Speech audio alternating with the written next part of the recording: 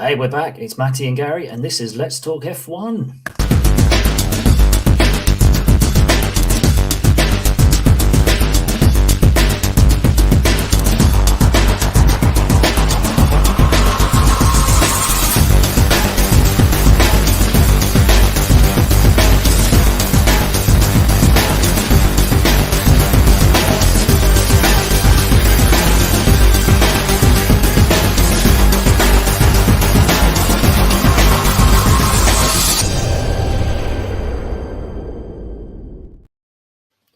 Welcome, everybody, to a new show on Let's Talk Sport. It's the F1 Show. Matty and myself are back and talking, hopefully less chaotic than our usual shows. Thought we'd get started on our weekly roundup when we're just about to launch into new car, new liveries. I just suddenly realised that new fancy intro graphic that we just put together will probably be out of date next week when they bring out all their new colours. Probably. Apart from Red Bulls, because we know Red Bulls is always going to look exactly the same as it always has for the last 10 years. It's it. They've been giving it this whole, new year, new kit, blah blah blah blah blah. But yeah, I mean, let's be honest, it's going to be the same thing as always, isn't it? It's going to be exactly the same as the Red Bull. Yeah, but it's interesting. I just thought, we'd start this on a new weekly show. Well, hopefully Dan won't mind, and we'll be on here every Monday evening having a bit of an F1 wrap, and we'll talk about all things F1. So, I mean, we may as well have a quick chat. It doesn't feel like it's been too long ago when they wrapped up the season. No, I remember my first ever off season feeling like it was the longest thing in the world. When was the next cars you're going to see? It seemed like months, didn't it? Yeah, I feel like this one has gone pretty fast. Like we're already at the car launching stage. Obviously not yet, but like very, very soon. It's pretty crazy how quickly it's come around. But yeah, I'm excited. I'm excited. I mean, we've got how many races we got this year? 24 races, I think it is this year. The season 20, it's either 24 or 23. It's something. 23. One fell off, didn't it? I think one something fell off, like that. Yeah. But it's just like the longest season ever, and it's just like growing and growing. I think that's what the thing is. The seasons are getting longer. The off season's getting much shorter now. So it's such a quick turnaround. And some great racing happened last year with the new regulations. I think it was pretty safe to say Max Verstappen was head and shoulders above anybody else on the track. I think I don't know if it put to bed, but it certainly kind of overshadowed and got rid of the controversy of the year before when he won the Drivers' Championship, and he dominated this last year. It's just gone. Yeah, I think it did. It did go some way to sort of, I guess, make him look not more legitimate. I don't just want to sound like a salty Hamilton fanboy that I really was when that first all kicked off. Oh my god, I've never been so angry. But we do need to try and move on. We move on. At some point, we move on from that.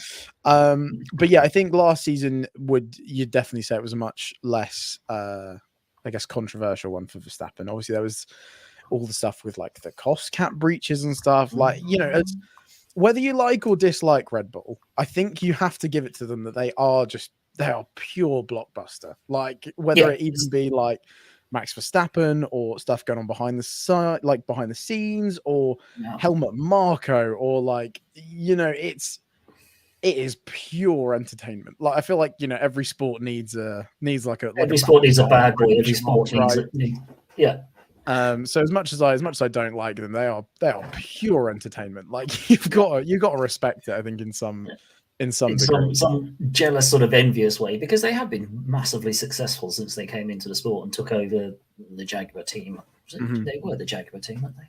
Yeah.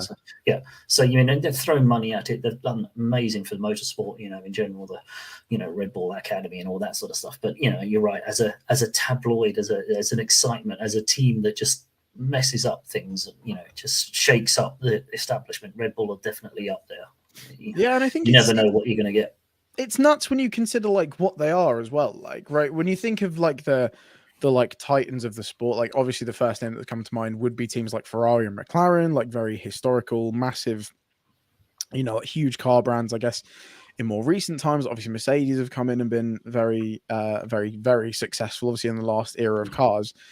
And then you've got like a team like Red Bull who own essentially 1/10 of the grid, with obviously AlphaTauri as well. they are, in theory, just an energy drinks company, right? Like, it's kind of mental when you kind of put it in perspective that all of this stuff is just to sell more cans of fizzy drink. Like, it's pretty crazy when you think about it like that. But yeah, whether you like them or hate them, I think you've got to say they do a lot for the sport. Like, obviously, the amount of drivers on the grid now that are from Red Bull, like, it's pretty crazy. You know, obviously, when you think about even people like Carlos Sainz, obviously Pierre Gasly's now kind of branching out, like their reach within F1. Obviously, Albon as well. Actually, forgot about Albon. Don't forget Alex Albon. There's a lot of drivers on that grid that wouldn't be there if it weren't for Red Bull. So, you know, love them or hate them, they do a lot of good things. They probably do a lot of bad things as well. But, like, you know, it's always going to happen. They seem to be one of those sort of on the edge teams, don't they? You know, they're either they always push the boundaries, even with car design or whatever else, or, as you say, the slightly dodgy overpaying their hospitality last year on the cost cap. Ah, yes, the catering bill. Ah, yes. Catering bill. Let's call it that. But catering bill. Yes. There was always going to be one team, and there was always going to be something in that first year of cost cap. But it was quite interesting how much was made of it last year, and whether or not, you know, the teams that were inside seemed to have taken great offence that teams didn't do it, you know, and then there was a call for a lot of sort of strict penalties. And I think the wind tunnel penalty that Red Bull got was pretty hefty, considering they were already, you know, on quite a low one because they were winning the championship. So they're always going to have a slightly lower wind tunnel sort of time, and then they get 5% of that taken away. So although it's not, you know, it's not massively huge, it's still going to have an effect on their development. Sure. So yeah, I think it's certainly, it's one of those things that's kind of weird, because I think if it was, if their first attempt at these regulations wasn't such a damn good car, because I guess that's the worrying thing. It's like their wind tunnel time has been toned down, but if they realistically just kind of build a little bit off of what they had last season, they'll probably still have a pretty freaking good car. Like, it's not changed massively from last year to this year. It's not going to be a bad machine. I guess my one gripe with last season, I think, really lies with Ferrari, because what's a start of the season, my God, what a car! Charles Leclerc was driving on absolute smoke. Like, you know, obviously the DNFs for Red Bull, I guess, kind of helped maybe push that a little bit, but they looked so solid. And even when Red Bull started to come back, it was like, cool, at least there's going to be a title fight. And I think that's got to be one of the most disappointing drop-offs ever. Yeah, because I mean, Ferrari are going Ferrari, but wow, that was disappointing. But I mean, they Ferrari'd. They proper dropped the spaghetti last year. They dropped it all over the place in so many different ways as well. They were inventive in ways that they didn't win races or did things, and, you know, crashes or just terrible strategy calls.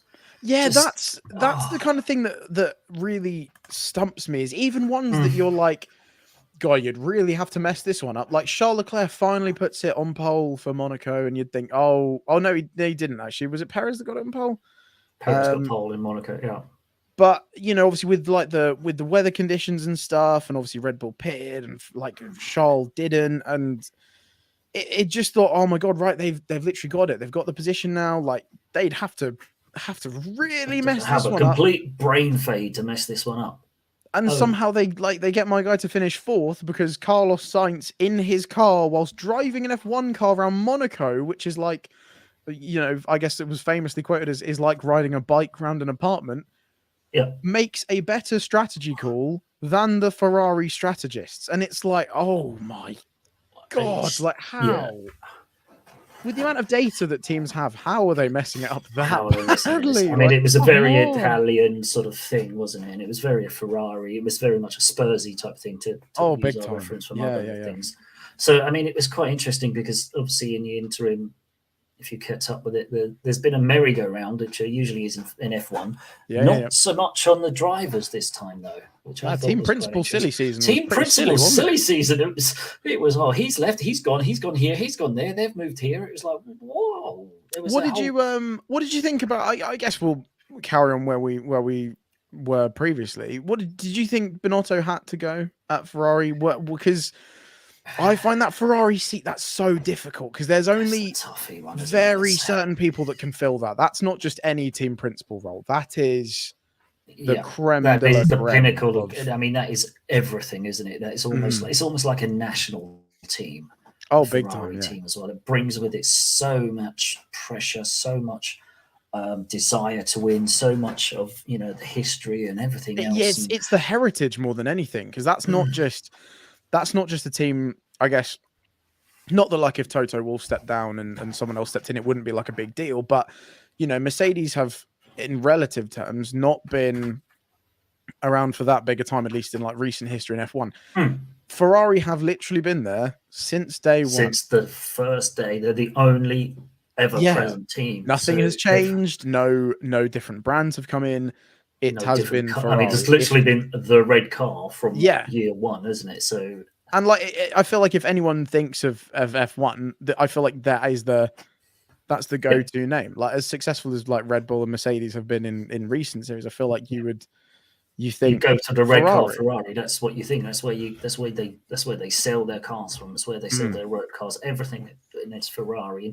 And being the team principal for Ferrari, not just the pressure of being that principal, but also within the F1 paddock, Ferrari has such a sway because it's been the ever present, and it has so much power in terms of money. It gets paid extra money because it's never left the sport, and that's what I mean. Yeah, they literally get paid for being there. Like they get paid for being Ferrari because being a part of that team is such a huge responsibility, and like I can only imagine the pressure that taking charge of that team comes with. And I think in the last 8 years, I don't think the principle for Ferrari's lasted longer than like a season and a half. No, it's been not since Ross Brawn was the guy with Schumacher. I think since then they've had this sort of churn rate where they've never quite made it. They've never quite lived up to the history and never quite lived up to the success. They've never, or like last year, just completely shot themselves in the foot. And I think it was just too untenable for him to come back this year. I think a lot of people I felt like it was such a difficult one because obviously for the first time in, I guess, a good at least 2-3 years, Ferrari had built the machine to do it. Like, what a car that was. I guess, in like a even stranger turn of events, the Red Bull was an absolute rocket in a straight line. But it seemed like the things that the Red Bull didn't excel at, Ferrari had nailed. Like, watching Max and Charles just go at it around places like Bahrain and stuff, and like Saudi Arabia as well. Oh my God, that was insane. Like Ferrari had the car to do it. And it was the perfect sort of first year competition that the new regulations needed. It needed two big teams. Ideally, it could have had a few more thrown in there, but having two big teams going at it like that, and as you say, Red Bull kind of nailing the straight line speed, but not so much on the slow corners. And Ferrari were absolutely on rails through some of those and some of the aerodynamic stuff. So it was like you could see, Red Bull would pull away on the track and then Ferrari would come back in the corners. It was great battle all the way through. And Saudi Arabia at 120 miles, 180 miles an hour. That track was insane. It's absolutely nuts.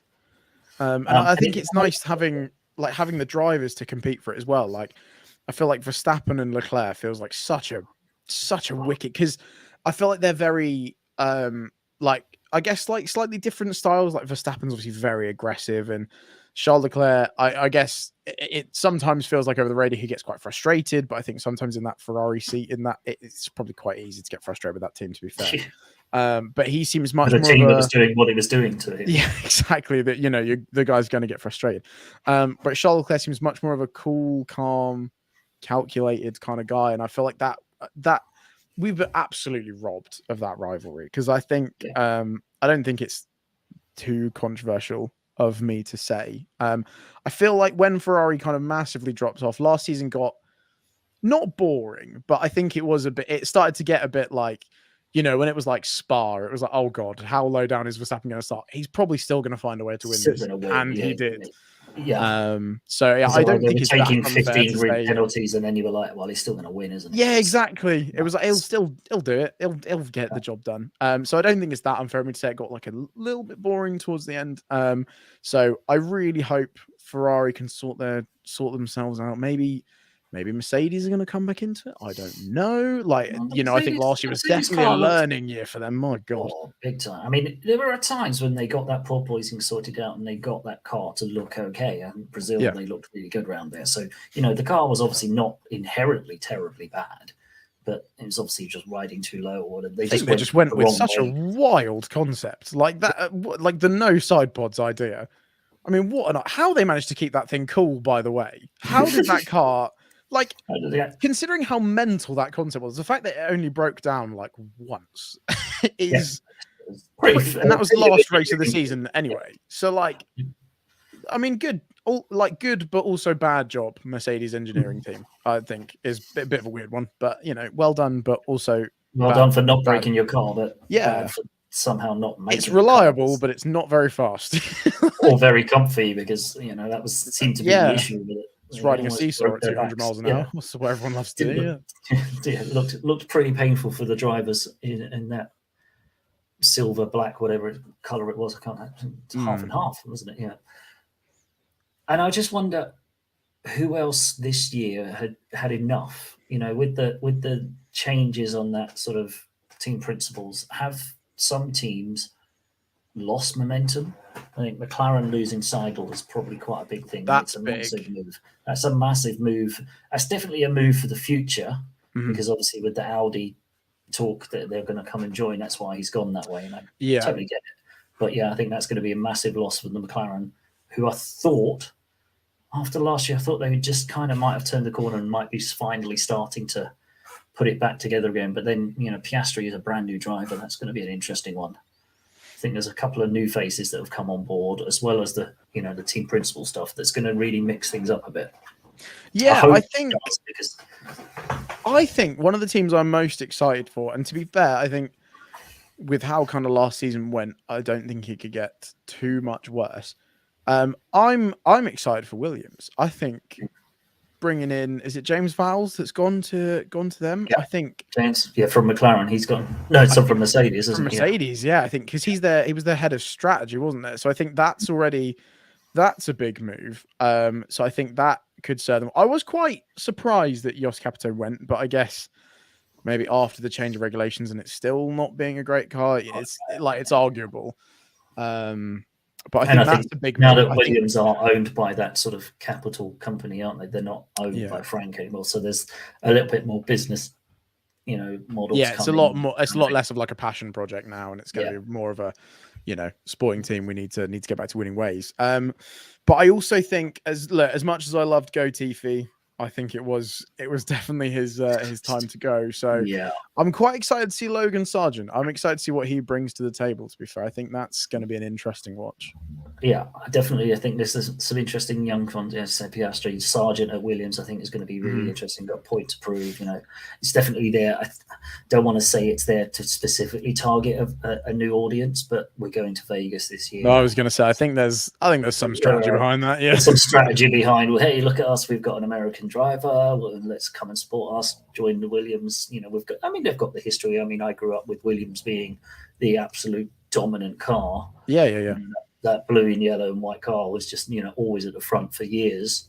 So, it's nice. It would be nice to see them get back because they have been in the doldrums for a long time now. But, there were certainly signs last year. They scored some points. I think Albon scored some great points for them last year. So fingers crossed they keep that trajectory and close up the gap that they've had at the back. Yeah, I think Albon was a bit of a revelation last year. I feel like what happened to Albon at Red Bull, not that it left his reputation in a bad place, but I think that's quite a it was a tough place to go. There was like tough 2 or one 3 to come back seasons, from as well. I think he followed Kvyat in and stuff, didn't he? Yeah. And it was promoted and demoted. Yeah, and Gasly was the original driver, and they swapped swapped him in mid-season. Like that's quite a lot. And I think obviously after just not being able to compete with Verstappen, which we've obviously kind of since figured out that that's generally quite a hard thing to do. Pretty tough, yeah. And I think Albon did really well for that half season. It was with Red Bull, but It's that full season that just didn't seem to click, did it? I remember anytime he was getting close to points, or he was on a podium, or he was on a great run, he ended up running into Lewis. Quite literally. Literally, it would be when he was chasing a podium, something would happen. Yeah, think a front wheel with Lewis. It's like, not again, come on.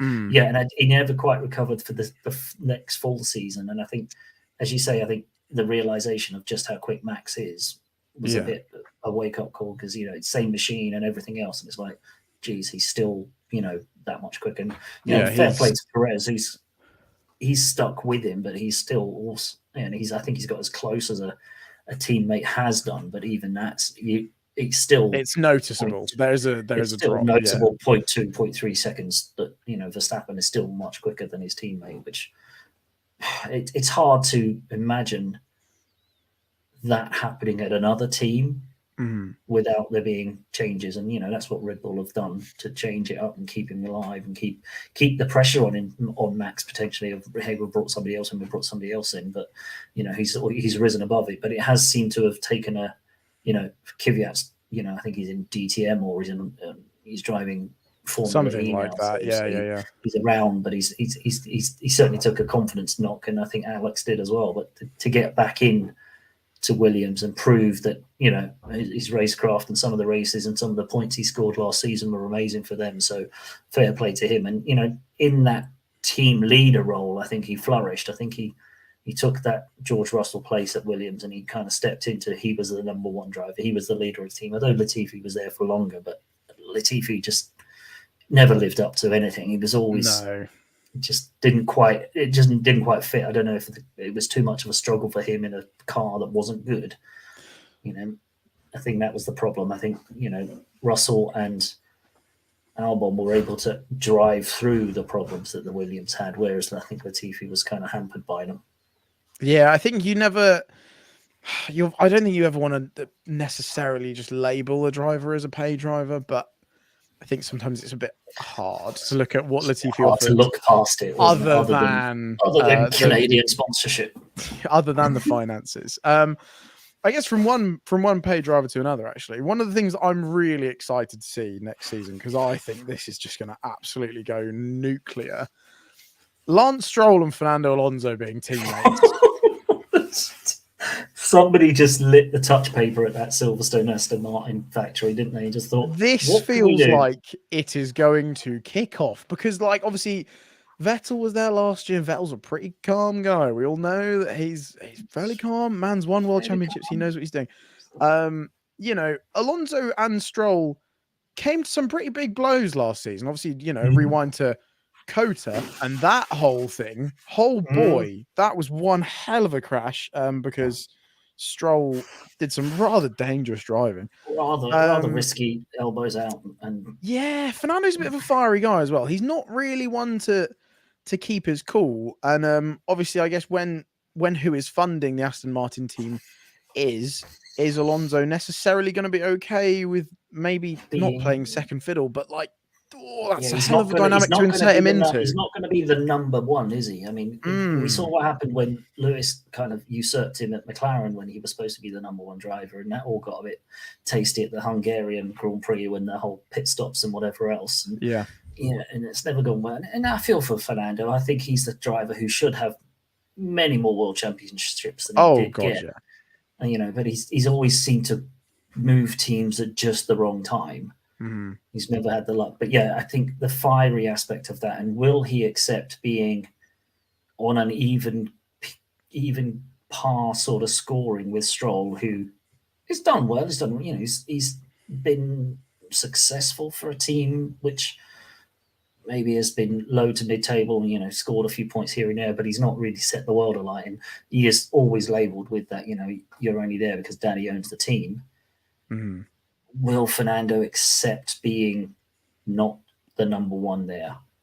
I mean, he's definitely been brought on for his experience to bring that. Yeah, literally to be that, right, Vettel's leaving. What will be a good replacement? There's another former world champion who's got loads of experience. Another Formula. He's probably looking for one more contract before he retires.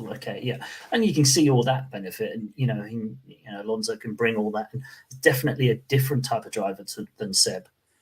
as you say, a little bit. He's probably more of a driver, whereas Seb is definitely, could get the most out of the car, whereas Alonso gets more out of a car than anyone I've ever seen. Yeah, he will drive a car at 110% no matter what. He'll find that limit and keep going just a little bit. Yeah. So I great for that one, but I just think it's got the potential of just a completely either meltdown, fiery, take each other off at, the kind of, you remember the Sebastian Vettel, Mark Webber sort of at Red Bull, or like was Hamilton Rosberg, yeah, that sort of tension. I mean, obviously that could. Because I kind of predict. To be fair, I kind of predicted that Alonso and Ocon was going to blow up, and I think for the most part they didn't. But obviously, when Alonso left, it kind of came out that Ocon was like, well, actually, yeah, things behind the scenes were pretty bad. You just didn't see it, and then obviously Alonso was like, oh yeah, one more race and then we're done, and it's like, oh god, hello, like where's this been hiding? Yeah. I don't know. I always struggle with Lance Stroll because he's definitely got his qualities. Like I think when it comes to like driving in the wet, which I know is one of the most random things ever, he's like an elite driver. Like his 2020 drive, was it around Turkey when he got pole? No, Interlagos, wasn't it Brazil? I can't remember. I know there was just one. There was one Grand Prix where Lance Stroll got pole because it was like. No, it was Turkey because they went there during the lockdown season, and the track had recently been resurfaced, so it was already slippy.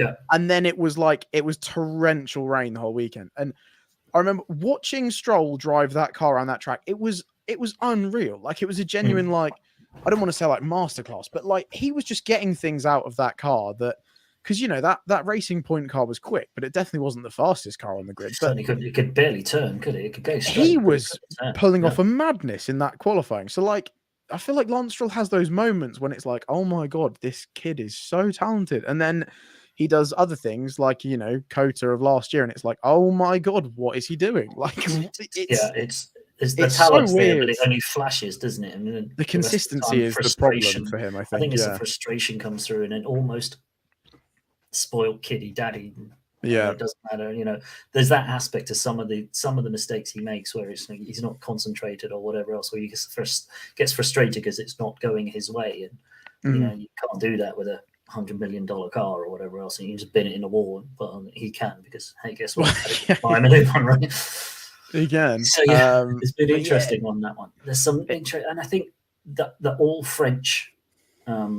Lineup now at Alpine. Oh yeah. I mean, again, when we talk about Ferrari being a national team, has the Renault Alpine become the France national Formula One team? I mean, two French drivers, two really good French drivers. I think that's going to be they'll either push themselves on and really bring that team forward, or be particularly French and they all go, fall apart and have sort of the whole fights and take each other out and whatever else. I don't know. I got a feeling it's going to be more of the positive aspect for Alpine because they did really well, as you say. The Alonso Ocon they delivered behind the scenes. Who knows that the fractions? It certainly seemed like there was some uneasiness behind the scenes. But I think with two French drivers, French team, I think that sort of unity will be there. So I think Alpine will probably be really pushing for the top four this year.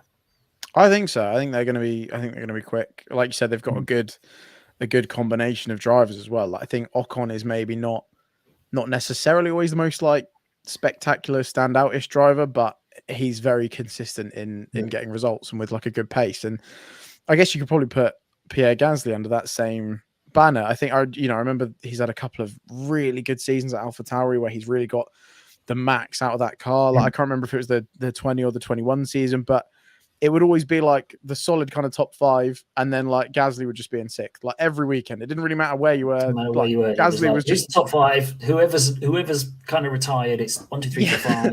Yeah, Gasly would just be somehow getting sixth place out of that car every weekend. That definitely was not like a sixth place every weekend type car. And one at Monaco, not Monaco, sorry, one at Monza. Yeah, the random Monza winner was Gasly that year. Yeah, I think they're going to be solid. I think that's a really good lineup of drivers. I'm going to be interested to see who maybe takes that leadership sort of role. Obviously, Ocon has been there longer.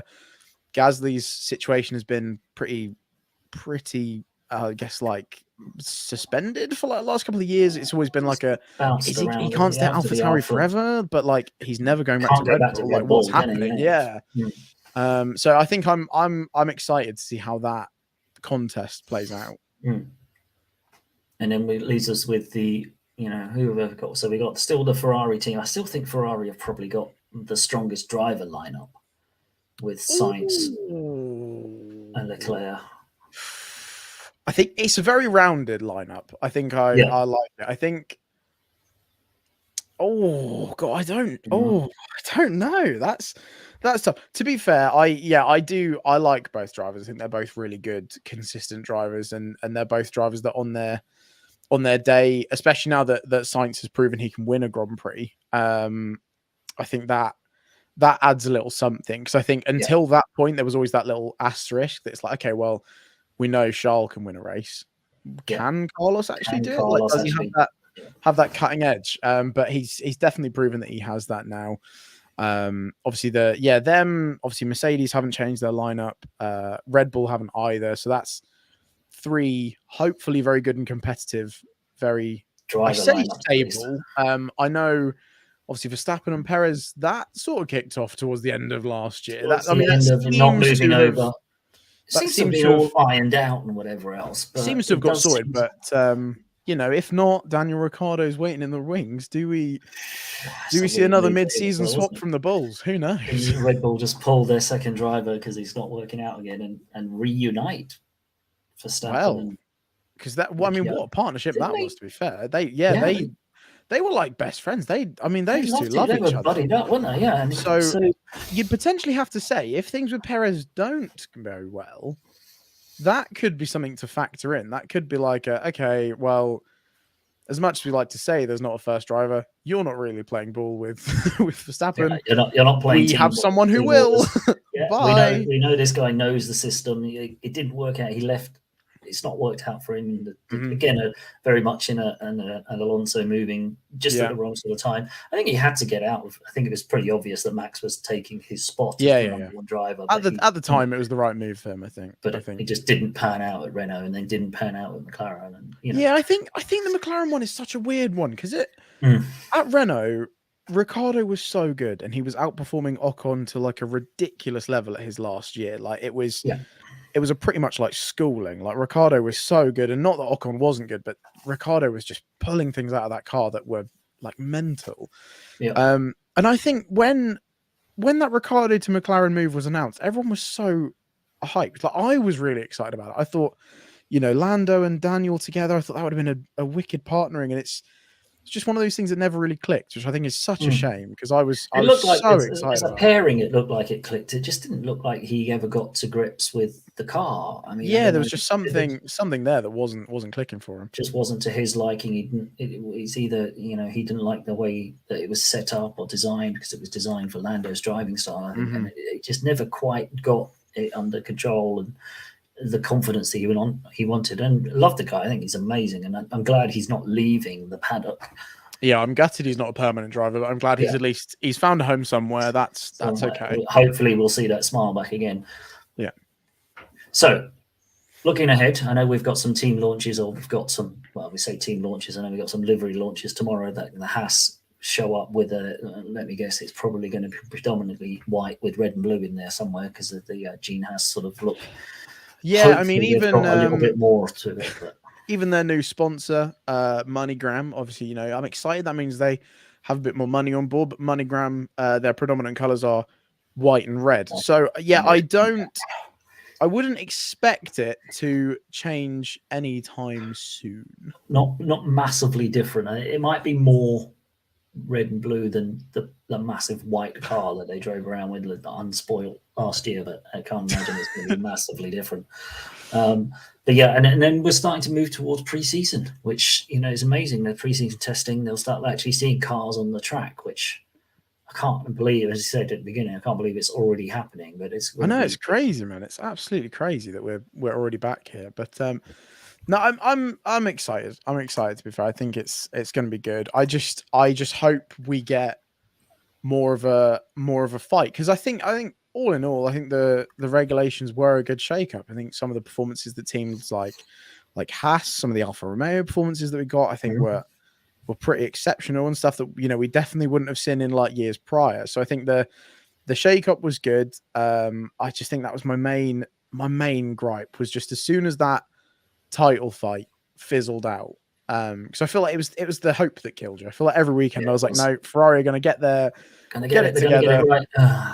And then they inevitably didn't. And it was like, oh dear, he's 100 points ahead now. Okay. All right. And it went quickly, didn't it? It was like, it's a close match. It's close. Just Ferrari just need to get one race together, just one weekend. Well, he's 150 points ahead now. Yeah, the scale not only tipped, it just went. It just fell off the cliff. Didn't it? So yeah, it was disappointing, to say the least. So hopefully, I think the dream scenario that we'd all love is, I feel like if there was a proper like 3-way fight, if Ferrari have improved, if Red Bull stay as good as they are, or, you know, maybe get a little bit better, which is frightening. If Mercedes have finally got their head around this concept, which they kind of seemed to at the end of last season, or at least specifically for Interlagos they did. You know, if we have that proper 3-way dogfight up top where you've got at least 6 people who are in it for a win, I think that's the dream, right? Because I think, you know, it's a dream for fans, it's the dream for Liberty Media, it's the dream for everybody, isn't it? Because as you say, the regulations did work, and all the way down the field last year, you had great battles all the way down. As you say before, what would have happened is the front 4 got away, and everyone was like, and just DRS train gets a bit boring. Boring. But I mean, you had battles all the way up and down, people point scoring left, right, and centre. But I think, for F1 as a whole to have the 3 big teams with 3 good cars all challenging is what everybody wants to see coming out of, you know, the pre-season testing at the end of the month. I mean, that would be, it's hard to say, because obviously pre-season testing is always done with a bit of a tongue-in-cheek. How heavy was the car? What updates did you bring? I think until you get to the first quali session, you don't really know anything. I feel like even the free practice sessions, I think you got, at least for the first Grand Prix, you got to take it with a good pinch of salt. I think until you've got qualifying and everyone is sending it and driving those cars at their limit, I think that's when you get your real, this is the shake-up. This is how it lines up. Absolutely. Yeah. But no, I'm excited, man. So what do you reckon? Should we quickly crack out some bold predictions? Or maybe I don't know, maybe that feels a bit brave. Is it too early? Do we want to look at the cars first and maybe do bold predictions next Maybe, week? Let's see how mean those liveries are looking. Because a livery changes a lot. If your car looks terrible, I don't want to hear about it. Your car looks terrible, you completely reverse it, and you can say that. In all honesty, I've made bold predictions and go, that car looks ugly. I don't like the colour. It's never going to win. Yeah, absolutely. So I take it back. Have a look at. Take it back. Bold predictions are coming. We'll be back next week to talk more F1. We'll be back next week to talk the first cars and the first liveries that we've seen. But this has been Let's Talk F1. Thanks for watching. We'll see you next week.